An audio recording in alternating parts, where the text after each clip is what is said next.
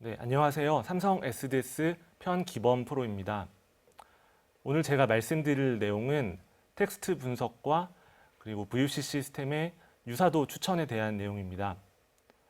제가 관련 주제를 가지고 지난 3개월여 동안 프로젝트를 진행한 바 있는데 저 역시도 분석 과제를 처음 진행하는 것이다 보니까 굉장히 시행착오도 많았고 또 불필요한 시간 소모가 굉장히 많았었습니다. 그래서 이 주제를 이 주제에 대해서 관심이 있으시거나 앞으로 이 주제를 가지고 분석 과제를 수행하실 분들께서 조금이나마 시행착오가 없기를 바라는 마음에서 오늘 내용을 준비를 했습니다. 지난 7월 미더에서 이미 텍스트 분석과 관련된 주제로 영상이 진행된 바 있는 것으로 알고 있어서 오늘 내용은 텍스트 분석보다는 유사도 분석에 좀 더 중점을 두고서 내용을 진행하도록 하겠습니다. 네, 목차를 먼저 보여드릴 건데요. 우선 VUC 시스템이 무엇이고 어떤 VUC 시스템이 더 답변 추천에 적합한지 그리고 답변 추천 시스템이 무엇인지에 대해서 먼저 말씀을 드릴 겁니다. 이후에는 이 답변 추천 시스템을 도대체 우리가 왜 도입을 해야 하는지 오너와 운영자 입장에서 서로 납득할 수 있는 설명을 드릴 것이고요.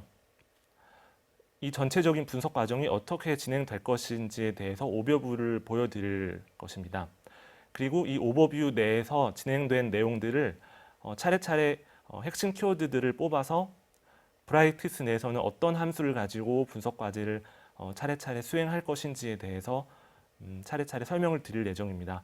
이후에는 제가 지난 프로젝트를 통해서 실제 측정했던 결과와 결과를 개선하기 위해서 진행했던 과정들을 이어서 설명을 드릴 예정이고 브라이티스로는 모델링이 어떻게 구성이 되어야 하는지에 대해서 말씀드리겠습니다.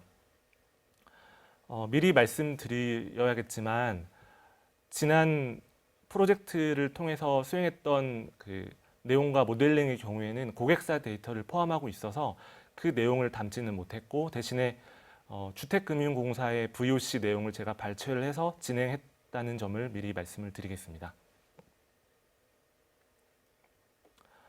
네, 미리 말씀드렸다시피 외부의 오픈형 VOC 시스템을 제가 찾아다니다 보니까 VOC 내용을 토대로 답변 추천하는 데 있어서 적합한 시스템이 있는 반면에 그렇지 못한 시스템이 있다는 것을 알게 되었습니다. 아시다시피 VOC는 고객의 요청에 대해서 답변을 해주고 답변을 전달하는 그런 시스템인데요. 외부의 VOC, B2C 시스템의 경우에는 일단 시스템 자체가 사용자 입장에서 머무른 시간도 적고 프로세스가 깊지 않기 때문에 답변 추천보다는 감성 분석 쪽에 더 용이하다는 것을 알게 되었습니다. 반면에 B2B, 저희가 보통 사내 시스템이라고 하는 B2B 시스템의 경우에는 사용자가 머무른 시간도 길고 프로세스도 복잡하고 그리고 그간 쌓아놓은 VOC의 양도 많기 때문에 이걸 토대로 답변을 하는 데 있어서 답변 추천 시스템이 있다면 사용자나 운영자 입장에서 굉장히 도움이 될 거라는 생각이 들게 되었습니다. 답변 추천 시스템은 신규 VOC와 기존 VOC의 제목을 토대로 진행을 하게 됩니다. 신규 VOC의 제목이 접수가 되게 되면 기존에 저희가 가지고 있던 제목 데이터를 바탕으로 제목 간 유사도 분석을 진행을 하게 됩니다. 물론 그 전에 사전적으로 전처리 과정과 어떤 유사도 분석 방법을 선택하게 될지에 대한 과정들이 필요하겠지만 이후에 유사도 분석이 진행되고 나면은 저희가 가지고 있던 VOC 내역 전체에 대해서 유사도가 높은 것들부터 차례차례 내림차순으로 정렬이 되고 상위 5개 정도는 신규 VOC에 대해서 답변이 될 만한 여지가 있다라고 판단이 되어 이것을 제시하게 되는 것입니다.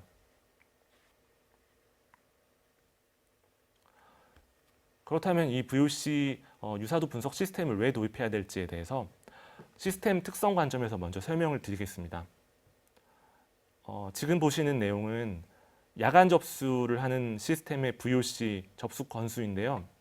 보통 야간 접수라고 하면은 오후 18시 이후와 그리고 오전 8시 전까지의 건수를 말합니다. 이 건수가 전체 접수 비율에서 43.5%에 이를 정도로 굉장히 양이 많고, 그리고 이 야간 접수는 한 명이 대응을 하게 되는데도 한 건은 접수 받았을 때 20분 이내에 다시 접수되는 비율이 12%에 이를 정도로 굉장히 부하가 많이 발생을 하고 있습니다. 이런 경우에 운영자 입장에서는 답변 추천 시스템이 있게 되면은 대응을 하는 데 있어서 굉장히 도움을 많이 받을 것입니다. 그리고 이번 장표에서 보여드린 내용은 야간 대응은 없지만 서비스 데스크를 통해 접수를 받는 보통의 저희 VOC 시스템에 대한 내용인데, 일과 이후에 접수되는 건수가 전체의 한 38%에 해당합니다. 일과 이후라고 하면은 평일 5시 이후나 혹은 주말에 접수되는 건수들을 말하는데요. 이 경우에는 VOC를 접수한 사용자 입장에서 답변을 받을 때까지 소요 시간이 대략 3배 정도 가까이 될 정도로 높습니다.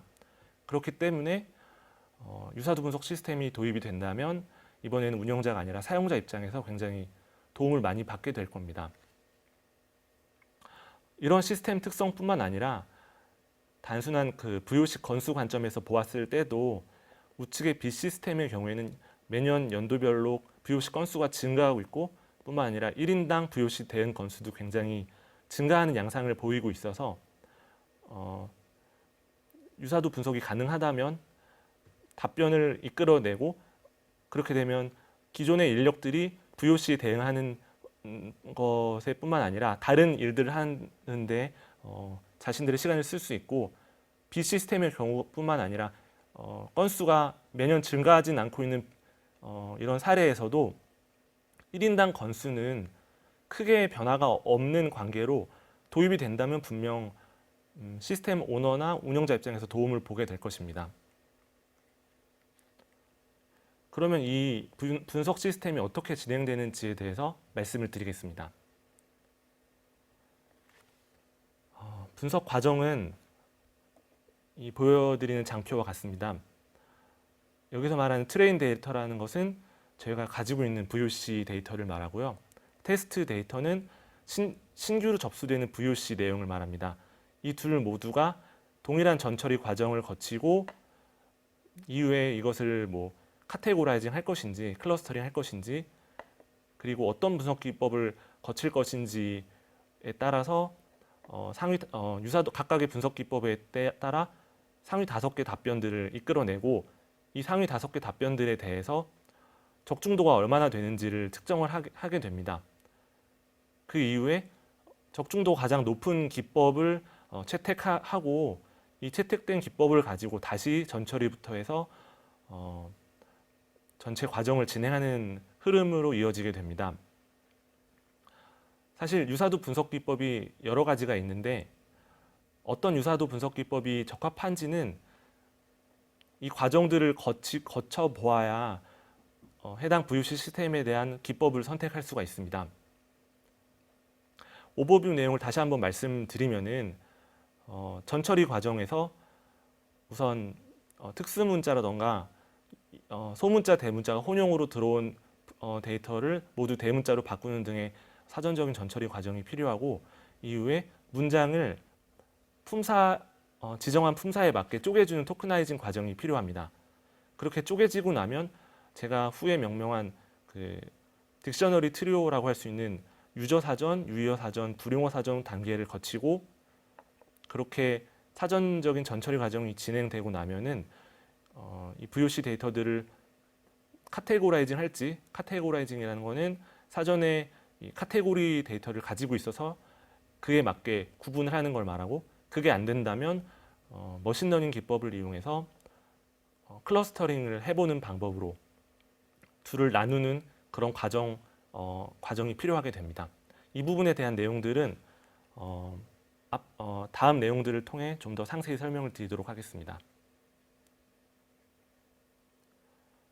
네, 유사도 분석에 있어서 가장 중요한 부분 중에 하나는 전처리 과정에서 사전들을 어떻게 효과적으로 강화하는지에 대한 부분입니다.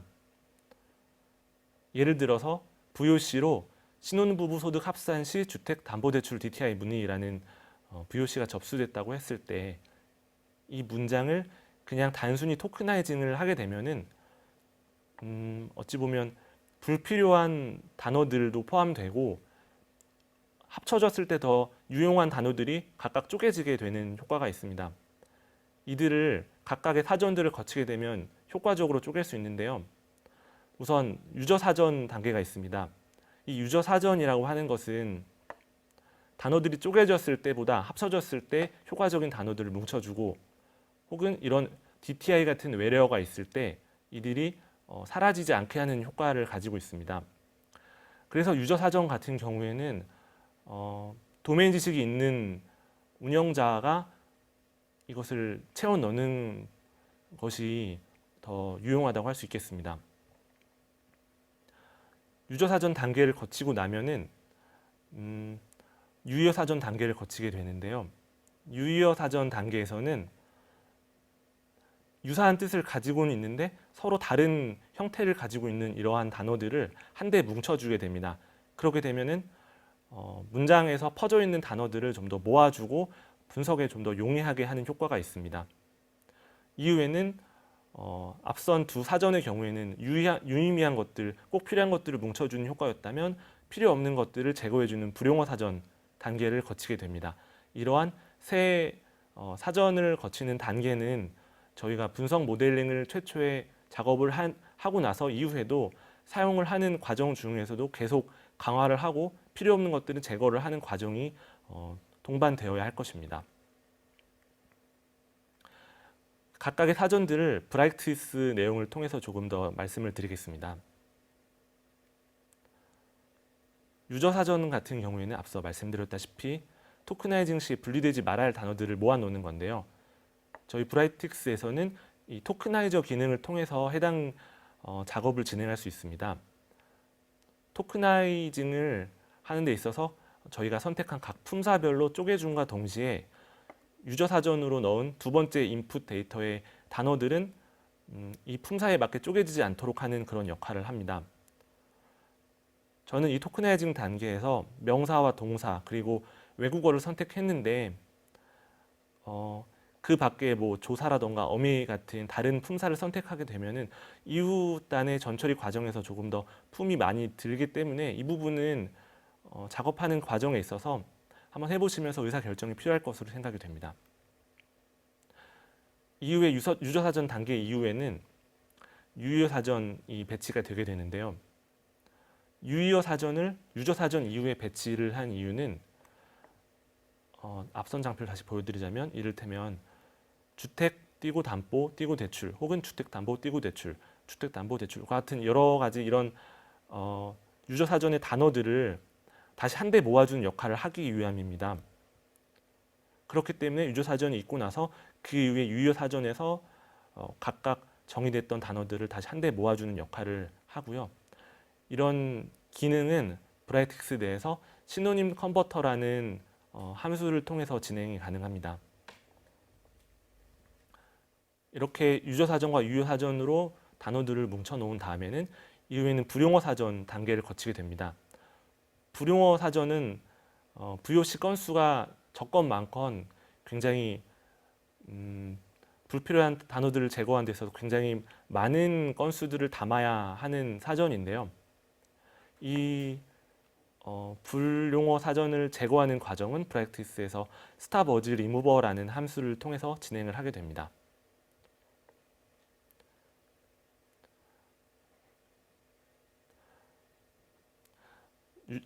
사전 세 단계를 거치고 나면은 저희가 어느 정도는 전처리가 되었다고 판단이 될 텐데 전처리가 되고 나면 저희가 VOC에 적합한 새로 들어온 VOC에 맞는 카테고리를 매칭시켜주는 과정이 필요합니다. 그렇지 않고 전체 데이터에 대해서 유사도 분석을 진행하게 되면은 카테고리에 맞는 데이터에 대해서 매칭을 했을 때보다 유사도가 적중도가 아무래도 떨어지게 되겠죠. 그래서 VOC 데이터 자체에 이런 식으로 카테고리가 있다면 굉장히 좋은 일일 테지만 그렇지 않고 최초의 시스템을 구성했을 때의 카테고리와 현재의 시스템이 굉장히 달라지게 된 경우라던가, 혹은 카테고리가 너무 많아서 A 카테고리에 들어가야 할 VOC가 유저의 잘못으로 인해서 다른 카테고리에 들어가게 되는 그런 문제들로 인해서 항상 카테고라이징을 통한 방법이 옳은 것은 아닙니다. 우측 도식을 통해서 보여드리고 싶었던 내용은 물론 전체 데이터셋보다는 동일한 카테고리 데이터셋으로 유사도 분석을 하는 과정에서 더 적중도가 높은 게 보통의 현상이긴 한데, 카테고리가 제대로 정비가 되어 있지 않거나 혹은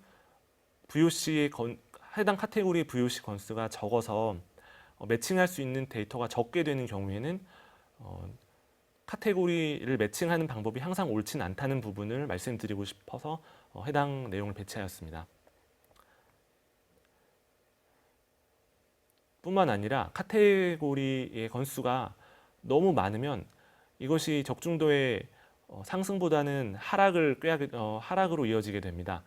그래서 지난 프로젝트에서 실제로 저희는 카테고리 건수가 20개 건에 이를 정도로 많았기 때문에 이를 비슷한 것끼리 뭉쳐주어서 10개의 카테고리로 줄여주는 작업을 진행을 하였고, 이렇게 작업을 진행하고 나니까 적중도가 높아지는 결과로 이어지게 되었습니다.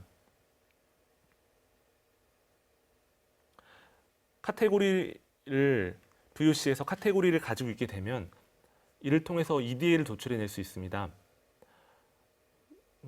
지금 보시는 장표의 내용은 각각의 카테고리에 등장하는 단어들을 배꼽 워즈를 활용해서 워드 클라우드로 표현한 화면인데요. 이를 다른 카테고리에는 나오지 않는 독립적인 내용으로 바꿔보면은 각각의 카테고리에만 등장하는 단어들만 볼 수 있고, 이렇게 제시가 되게 되면은 시스템을 처음 접하는 사용자나 이제 교육이 필요한 사용자 입장에서 각각의 카테고리가 어떤 내용을 담고 있게 되는지, 그리고 대응함에 있어서 어떤 방향성을 갖게 되는지를 한눈에 알 수 있게 되는 그러한 장점이 있습니다.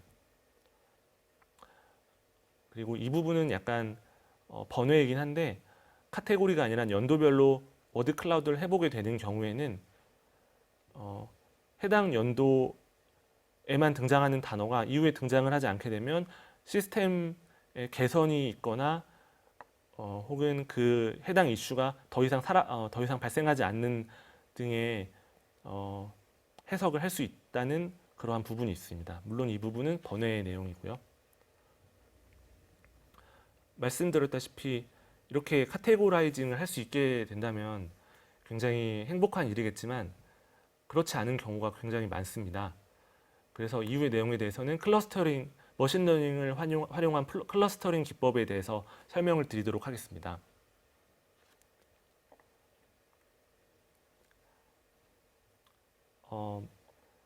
저희가 사전 전처리 이후에 이러한 토크나이징된 데이터를 가지고서 독투백이라는 기능을 처리를 하게 되면, 이 독투백이라는 것은 각각의 단어들이 벡터 평면에서 어느 정도 떨어져 있고 뭉쳐져 있는지를 보여주는 그러한 함수인데요.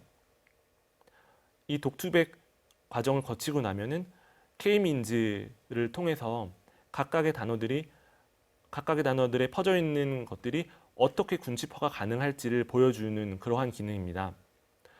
독투백에서는 벡터 차원을 몇 차원으로 할지를 미리 사전에 정의하게 되어 있습니다. 그래서 보통은 이 독투백의 벡터 차원이 많을수록 조금 더 단어들의 퍼진 정도를 좀 더 상세하게 저희가 알 수 있게 되는 장점이 있는데, 또 꼭 그런 것만은 아닙니다. 그래서 이 차원을 점점 늘려가면서 K민즈 실루엣을 제공하는 인덱스 값이 더 이상 증가하지 않는 범위까지 이 디멘전 오브 벡터를 증가하는 방식으로 저희가 진행을 하게 됩니다. 이번 장표에서는 그래서 독투백에서 각각을 10차원에서 100차원에 이르기까지 각각의 벡터 평면의 차원수를 달리한 부분인데요. 이렇게 달리하였을 때의 K민즈 실루엣 결과를 보여주는 것입니다. K민즈 실루엣의 모델에서 브라이트엑스에서는 이렇게 어떤 클러스터 개수를 했을 때 더 유의미한가를 보여주는 모델 기능이 있는데, 우선 10차원으로 했을 때의 경우에는 8개의 클러스터로 쪼갰을 때 가장 유의하다고 판단이 된다고 합니다. 이후에 30차원에서는 10차원의 경우와는 다르게 2차원으로 쪼갰을 때 가장 유의미하다고 하고, 차원의 개수가 달라짐에 따라서 결과값이 다릅니다. 그런데 제가 샘플 데이터를 통해서 진행해서 그런지 안타깝게도 여기서 제공해주는 실루엣 인덱스 값이 높아도 0.1에 불과한데요. K민즈 실루엣의 결과 인덱스 값이 보통은 0.5 이상이 되어야지 유의미한 군집화가 가능하다고 합니다. 그래서 제가 인풋으로 넣은 이 데이터의 경우에는 군집화가 어려운 데이터라고 머신러닝 기법에서는 판단이 되는 경우입니다.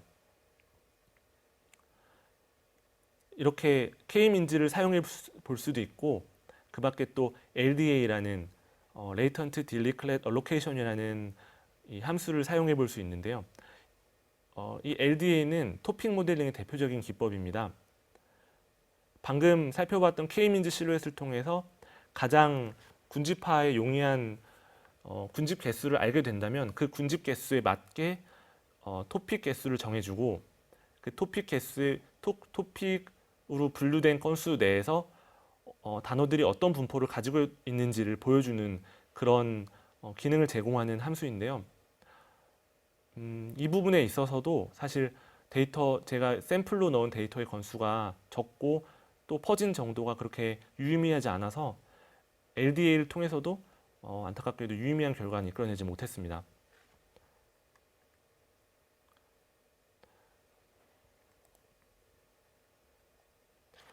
네, 유사도 분석의 핵심 키워드라고 할 수 있는 또 다른 백업 워즈를 소개해 드릴 것인데요. 백업 워즈의 경우에는 저희가 문장을 토크나이징한 이후에 각각의 토크나이징된 문장의 단어들이 건수가 몇 건인지를 확인할 수 있는 그런 기능을 제공합니다. 백업 워즈를 한글로 풀이하면 그냥 말꾸러미 정도로 저희가 생각을 할 수 있는데, 이것이 중요한 것은 저희가 이 백업 워즈를 가지고 사전을 강화하는 데 다시 재활용을 하거나 이후에 워드 클라우드를 통해서 저희 VOC 데이터의 EDA를 확인하거나 아니면 유사도 분석 시에 활용할 텀 더큐먼트 매트릭스를 사용하는 데 있어서 어떤 교두보가 되기 때문입니다. 이것을 브라이트엑스에서 보여드리면 백업 워즈 함수의 내용인데요. 여기서 중요한 것은 미니멈 넘버 오브 어커런스라는 부분인데, 이 부분에다가 숫자 값을 입력하게 되면 이를테면 5를 입력하게 되면 5번 이상 출연한 단어들만 꾸러미에 담는 식으로 해서 내용을 진행하게 됩니다. 그래서 이 값에 들어갈 값은 VOC 건수가 많으면 상대적으로 좀 높아야 될 것이고, 아니면 좀 더 낮아야 되겠죠. 저는 이 값을 굳이 넣지 않고 전체 데이터를 한번 쭉 보았는데요. 한 건만 나타나는 경우나 혹은 내림차순으로 해서 가장 많이 나타나는 단어들이 무엇인지 확인해 볼 수 있습니다. 사전 그렇게 해서 단어 빈도수가 적게 나오거나 혹은 쓸모없는 단어가 나오게 되는 경우에는 여기 나오는 백업 워즈 내용을 통해서 판단을 하고서 다시 앞으로 가서 불용어 사전에서 제거를 해준다던가 하는 식의 과정을 거칠 수 있게 됩니다.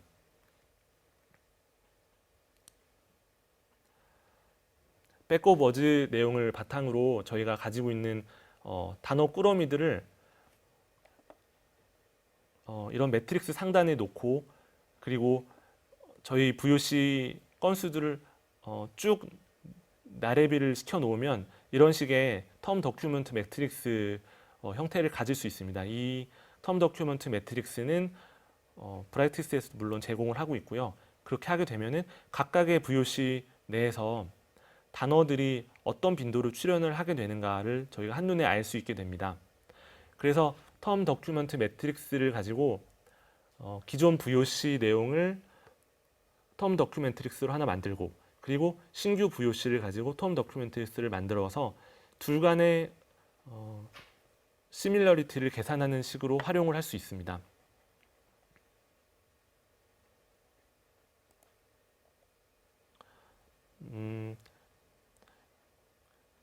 이후에는 저희가 살펴보아야 할 유사도 분석 방법이 상당히 많습니다. 제가 사용한 방법은 이 세 가지 유사도 분석 방법인데요. 우선 자카드 유사도의 경우에는 문서의 합집합과 교집합을 활용하는 것입니다. 두 문서 간의 합집합에서 교집합이 건수가 많거나 비율이 높게 되는 경우에는 두 문서의 유사도가 높을 것이다 라는 아이디어에 착안해서 계산을 하는 것인데요. 이를테면은 A 문서에 1, 2, 3, 4가 있고 B 문서에 2, 3, 4, 5가 있게 되면은 두 문서의 합집합이 1, 2, 3, 4, 5가 되고 교집합은 2, 3, 4가 되겠죠. 그래서 5분의 3이 두 문서의 유사도가 될 것이다 라고 판단을 하고 전체 문서에 대해서도 계산을 해보는 것입니다. 그리고 자카드 유사도보다는 좀 더 범용적으로 사용되는 것은 코사인 유사도 분석 방법인데요. 코사인 유사도에서도 매트릭스의 카운트를 인풋으로 넣을지 혹은 조금 이후에 설명드릴 TF-IDF를 인풋으로 넣을지에 대해서 따라서 결과값이 다르게 됩니다. 코사인 유사도라는 것은 벡터를 활용하게 되는데 두 벡터의 코사인 유사도 값이 1에 가까울수록 유사도가 높다고 판단이 되고 해당 아이디어를 바탕으로 빈도수를 통해서 유사도를 계산하는 것이고요. TF-IDF는 문서 내에서 단어의 빈도와 그 단어가 문서 내에 등장하는 빈도를 가지고서는 계산하는 값을 가지고 코사인 유사도를 계산하는 것입니다. 이 부분은 이후에 저희가 모델을 통해서 파이썬 함수를 통해 다시 설명을 드리도록 하겠습니다. 제가 실제로 측정을 했을 때는 코사인 유사도 TF-IDF를 활용한 적중도가 가장 높게 나왔습니다. 하지만 적중도 자체가 굉장히 낮게 나와서 이후에는 적중도를 올리는 작업이 추가적으로 필요했습니다. 실제 측정 결과인데요. 4년간의 데이터 4,000건을 가지고 진행을 했었는데 전체 데이터를 가지고 카테고라이징하지 않고 했을 땐 33%가 나왔고 카테고리끼리 부딪혀서 적중도를 체크해 봤을 때는 41.6% 정도로 카테고리끼리 부딪혔을 때 좀 더 높게 나왔지만 이 역시도 결과값이 만족스럽지가 못했습니다.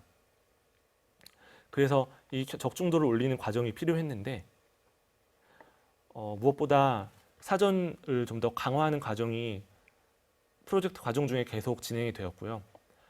사실 답지가 없거나 기존에 가지고 있는 답변이지만 전혀 도움이 안 되거나 혹은 시스템 개선 후에는 다시는 등장하지 않는 이런 VOC 내용 같은 경우에는 제거를 해주었고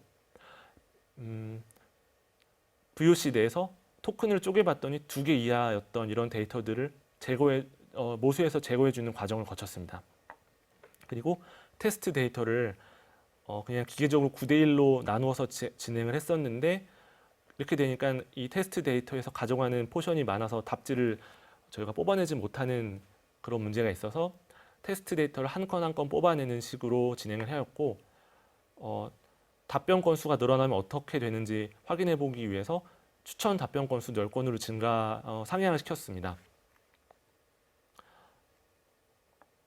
적중도 산출의 경우에는 추천 답변에서 적중을 했을 때는 적중권으로 추가를 하는데 유의미한 답변이 없거나 혹은 유의미한 답변이 없는데 전체 VOC 키워드 검색 시에는 분명 답이 있을 경우에는 실패권으로 추가를 하고 아예 유의한 답변이 없는 경우에는 모수에서 제거를 하는 과정을 거치면서 적중도를 계산을 했습니다. 뿐만 아니라 저희가 가지고 있는 카테고리들 중에서 분명 VOC 내에서도 어떤 카테고리는 답변 일원화가 될 수가 없고 자꾸 다른 업무의 질문이 들어온 이런 경우나 혹은 답변 건수가 충분히 확보되지 않거나 데이터 형태가 다른 카테고리랑 다른 이런 경우 카테고리가 분명 다른 시스템도 있을 텐데 이런 카테고리도 제거를 해 주었습니다. 그렇게 해서 이렇게 카테고리를 제거하고 났더니 전체 적중도가 66.3%로 기존보다 대략 20% 정도 상승한 효과를 얻게 되었습니다.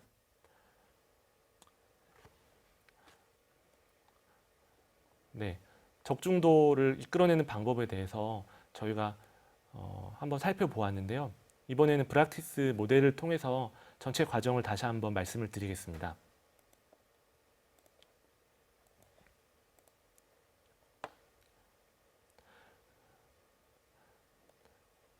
네, 이 로드 데이터를 통해서 VOC 데이터를 우선적으로 가져오고 그리고 크레이 테이블을 통해서 사용자가 궁금해할 만한 VOC 내용을 신규 VOC라고 가정하고서는 삽입을 하였습니다. 신혼부부 소득 산정 기준에 대해서 궁금해하는 VOC인데요. 저희는 이 VOC에 대한 답변 추천 과정을 살펴볼 예정입니다. 우선 이 두 데이터, 트레인과 테스트 데이터를 합쳐줄 것이고요. 합쳐주면서 기존 원문의 경우에는 카테고리 1로 0으로 구분하고 다른 거는 카테고리 1로 구분해서 일단 합쳐준 이후에 파이썬 기능을 통해서 특수 문자를 제거해주고 한자나 자음 모음으로 나온 것들을 제거해주고 소문자, 대문자로 같이 오는 것들을 모두 영어 대문자로 합쳐주는 과정을 거치게 됩니다. 이러한 사전 전처리 과정이 있고 나면은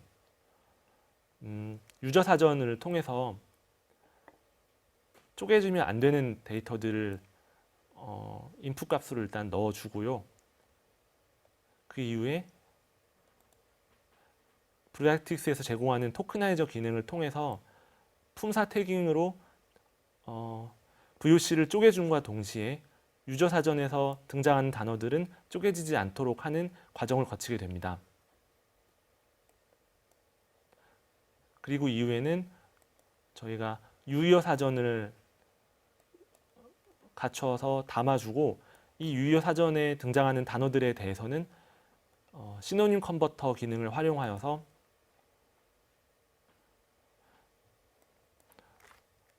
유의미한 단어들은 이 타이틀 내에서 같은 단어들로 바꿔지도록 과정을 거치게 됩니다. 이후에는 스타버즈 딕셔너리를 바탕으로 불필요한 단어들, 이를테면 분명 VOC니까 질문이나 문의, 뭐 첨부했습니다 같은 이런 불필요한 단어들이 있을 텐데 이런 것들은 저희 분석 과정에서 큰 의미가 없겠죠. 그래서 이런 부분들을 제거하는 스타버즈 딕셔너리를 채워주고 스타버즈 리무버라는 기능을 이 기능을 통해서 저희 원문에서 스타버즈들을 제거하는 과정을 거치게 됩니다. 그렇게 거치게 되면 어떤 단어들이 담겼는지 백업 워즈를 통해서 저희가 확인을 할 수 있고요. 이 확인하는 과정에서 허드를 넣어서 미니멈 넘버로 워커런스의 숫자를 넣게 되면 그 숫자 이상 되는 단어들만 저희가 확인할 수 있게 하는 그런 과정을 볼 수 있습니다. 뿐만 아니라 백업 워즈에서는 단어 건수를 봤을 때 뭐 이렇게 수, 뭐 입과 같은 불필요한 단어들을 확인하게 되면 다시 불용어 사전에 추가를 해서 이런 단어들은 제거하는 과정을 다시 한번 거칠 수 있게 됩니다.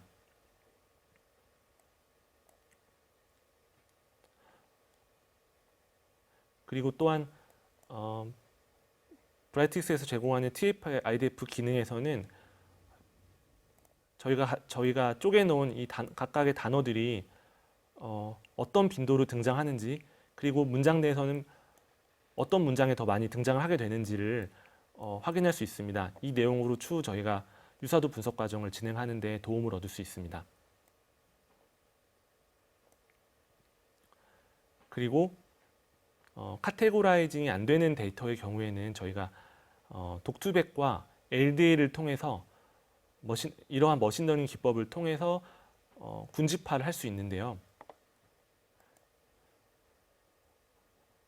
독투백의 디멘전을 10차원으로 해서 각각의 쪼개진 단어들이 차원에서 얼마나 퍼져 있는지, 그리고 그렇게 10차원으로 예를 들어 퍼지게 하게 되면은 각각의 차원 내에 이 값들로 쪼개진 이 문장들이 K-민즈 클러스터링에서는 얼마나 군집화가 되는지를 보여줍니다. K-민즈 함수에서는 인풋으로 들어온 데이터가 어떤 군집일 때 가장 베스트인지를 먼저 보여주고요. 그리고 K 값이 달라짐에 따라서 얼마나 유의미한지를 이렇게 시각화하여 보여줍니다. 각각의 K 개수에 따라서 퍼진 정도가 어느 정도 되는지도 보여주고, 그 클러스터 내에서 중심값이 어느 정도 위치하고 있는지도 저희가 확인을 할 수 있습니다. 그리고 LDA 함수에서는 이 LDA는 토픽 모델링의 대표적인 방법인데, 토픽 개수를 몇 개로 정할지를 먼저 숫자를 넣어주고, 저는 3으로 넣었는데, 그렇게 넣고 나면은 각각의 문장에서 몇 번 토픽에 해당하는지, 그리고 토픽 안에 있는 단어의 등장 빈도는 어떤지를 확인을 할 수 있습니다. 저는 3개의 토픽으로 나누어 보았고, VUC로 들어온 데이터가 각각의 토픽에서 어떤 단어들을 가장 많이 포함하고 있는지 확인할 수 있습니다.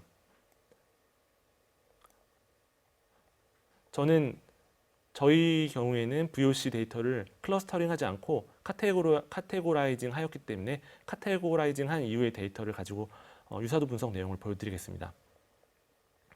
우선 자카드 유사도 분석 방법인데요. 네, 앞서 설명드린 것처럼 자카드 유사도 분석 방법은 합집합과 교집합을 가지고 계산을 하는 것인데, 파이썬에서 제공해주는 이 set과 유니온 기능을 통해서 합집합과 교집합을 각각 계산해주고, 이들을 분자를 교집합을 분자에 두고, 그리고 합집합을 분모에 두는 식으로 해서 계산을 해줍니다. 계산을 해주고 나면 전체 저희가 가지고 있는 VOC 데이터에 대해서 각각에 대해서 유사도가 도출이 되겠죠.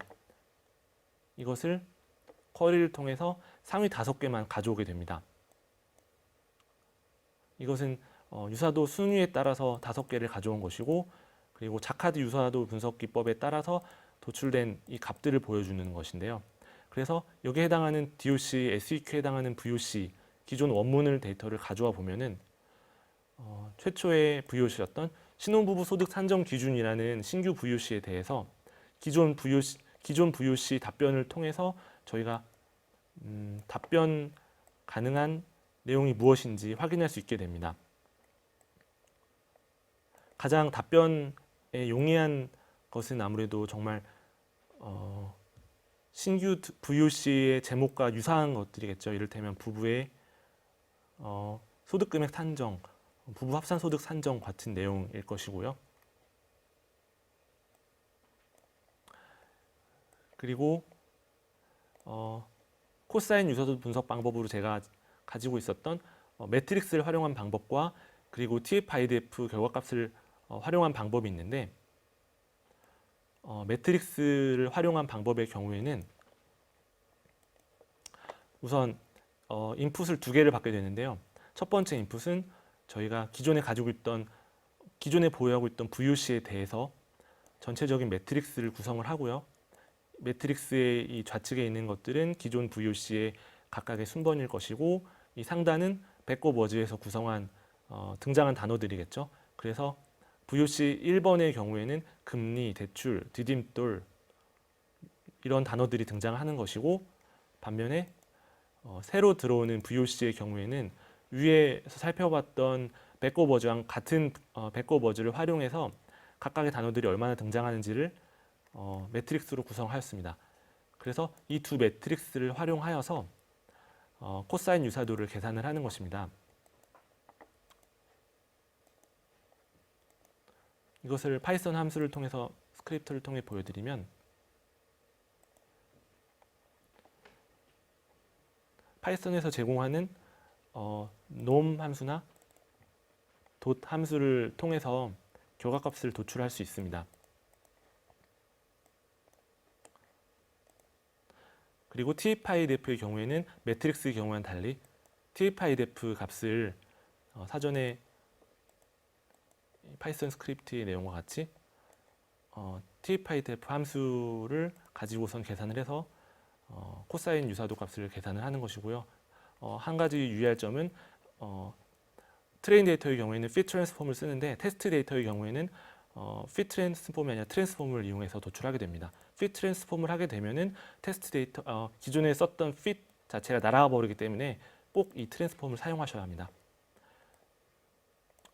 그렇게 계산한 tpydef의 유사도 값을 보여드리면 아까 자카드의 경우와는 달리 뱉어내는 결과값이 다르겠죠. 이렇게 세 개의 유사도 분석 방법을 통해서 도출한 값을 가지고 어떤 것이 최초 VOC에 대해서 적합한 것인지 체크하고 해당 기법을 통해서 전체 과정을 다시 진행하는 그런 프로세스를 거치게 됩니다.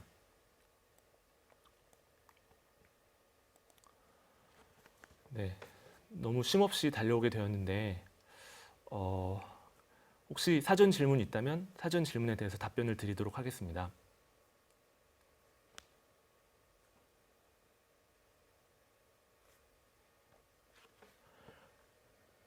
네, 분석 모델링을 하시면서 어려웠던 점이 있으셨다면 어떻게 해결하셨나요? 저 같은 경우에는 오늘 내용에서 카테고라이징과 클러스터링에 대해서 굉장히 많이 시간을 할애했는데 왜 그렇게 했냐면 저희 VOC의 카테고라이징 자체가 큰 의미가 기존의 카테고리가 큰 의미가 없었기 때문입니다. 그래서 VOC 가지고 있던 4,000건의 VOC에 대해서 카테고라이징 하는 작업을 일주일에 걸쳐서 다시 진행을 해야 했던 필요가 있었고요. 기존의 카테고리가 노후화되거나 사용자가 혼동을 해서 다른 쪽으로 들어갔기 때문에 그런 과정이 필요했고 그렇게 카테고라이징을 하고 나서도 이 카테고리가 건수가 많다 보니까 이걸 10개로 줄이는 그런 과정이 있었는데 그 과정이 분석 과정에 있어서 가장 힘들었던 것 같습니다. 그리고 두 번째 질문은요. 적중도를 더 높일 수 있는 방법이 있나요? 라는 질문인데요. 사실 제가 오늘 말씀드린 내용은 아무래도 키워드를 가지고 유사도 분석을 진행을 하는 방법인데요. 실제로 저희가 키워드뿐만 아니라 어떤 각각의 카테고리에 맞는 룰셋을 정의하는 과정이 필요합니다. 이를테면 어떤 제품 앞에 30개 서브스트링으로 30개 문장을 30개 단어를 쪼개서 거기 안에서 등장하는 단어들이 어떻게 이루어져 있는지를 통해서 룰을 정한다던가 어떤 단어 이후에 10개 서브스트링 값을 가지고 정의를 한다던가 하는 식으로 그러한 룰셋 정의가 굉장히 상세하게 들어가야 하고 사실 그런 과정이 없이 텍스트의 키워드만 가지고 유사도 분석을 진행하는 부분에 있어서는 한계가 굉장히 많습니다. 네, 혹시 녹스 미팅을 통해서 질문이 들어왔다면 그 질문에 대해서 답변을 드리도록 하겠습니다.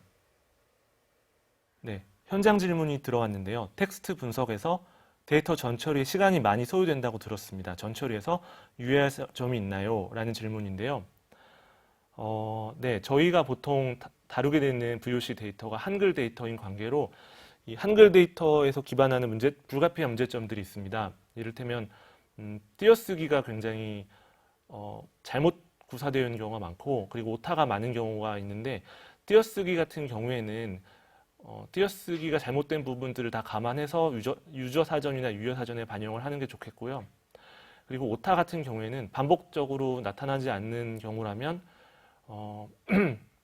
굳이 고려할 필요가 없다고 생각이 됩니다.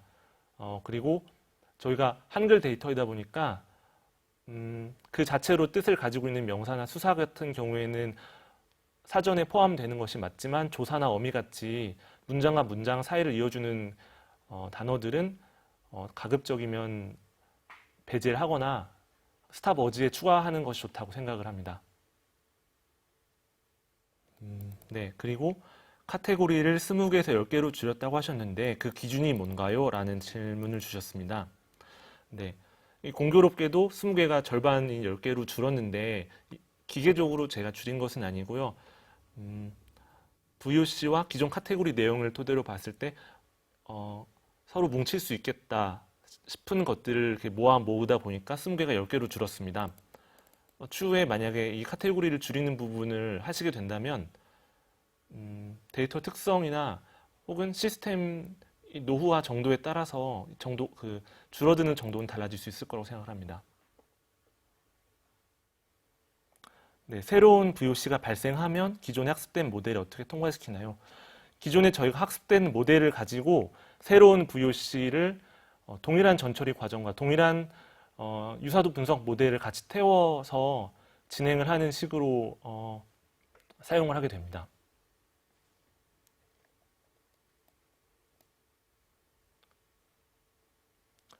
네, 질문이 많이 들어오는데요. 개발하신 답변 추천 모델을 실제 업무에 적용하신 건가요? 라고 질문 주셨는데 제가 지금 실제로 적용을 하려고 시스템을 조금 정비를 하고 있는데요. 이게 기존에 들어왔던 데이터로는 한계가 있어서 향후에 들어올 데이터들에 대해서는 카테고리를 정비하는 작업들을 하고 있고 그리고 답변을 저장하는 과정에서 이 답변하는 운영자들 간에도 답변하는 양식에 있어 사전 조율을 하고 있는 중입니다. 그래서 향후에 이걸 사용해 보고선 결과를 또 공유해 드릴 수 있는 자리가 있었으면 좋겠습니다.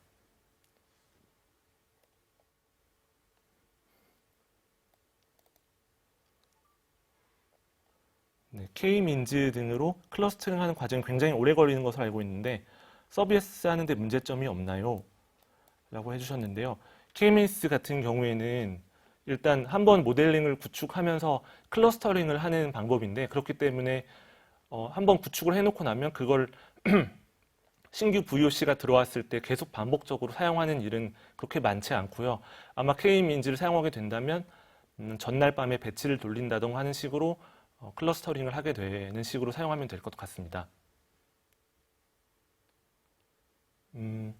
학습 데이터가 10만 개 정도 되어도 방금 설명해 주신 모델로 수행이 가능할까요?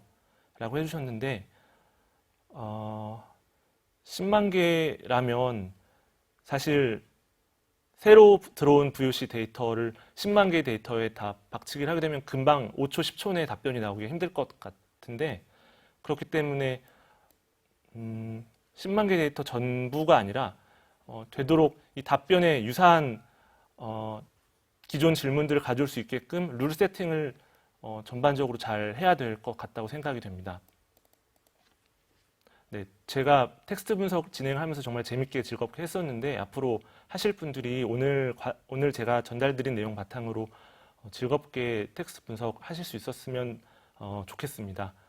오늘 내용 들어주셔서 감사합니다.